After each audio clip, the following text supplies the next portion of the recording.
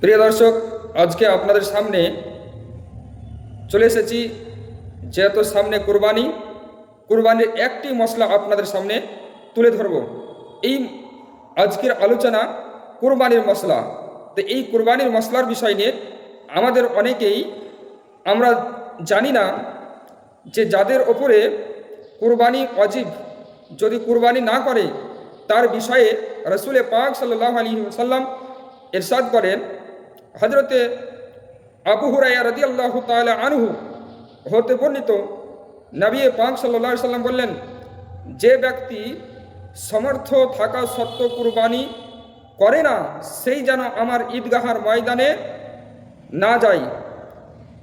রসুল পাক সাল্লাল্লাহু আলাইহি ওয়াসাল্লাম বললেন, যার অর্থ থাকা সত্ত্বেও কুরবানি দেয় না, সেই আমার ঈদগাহার ময়দানে যেন না যায়।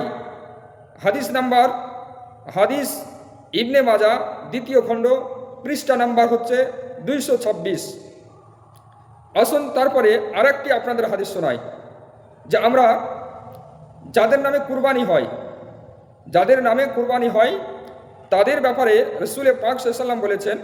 হযরতে উম্মে সালমা রাদিয়াল্লাহু তাআলা হতে বর্ণিত, নবী পাক সাল্লাল্লাহু আলাইহি ওয়াসাল্লাম বললেন, তোমাদের কুরবানি অর্থাৎ চাঁদ দেখার পর যার নামে কুরবানি হবে তার কাজ হচ্ছে চুল কাটা, তারপরে নখ কাটা, দাড়ি মুৎসেব করা, এ থেকে বিরত থাকতে হবে। আর যদি আমাদের বেশি প্রয়োজন হয়, যাদের নামে কুরবানি আছে তিনারা চাঁদ ওঠার আগেই এগুলো পরিষ্কার করে নেওয়া সব করতে ভালো। আসসালামু আলাইকুম ওয়া রাহমাতুল্লাহি ওয়া বারাকাতুহু।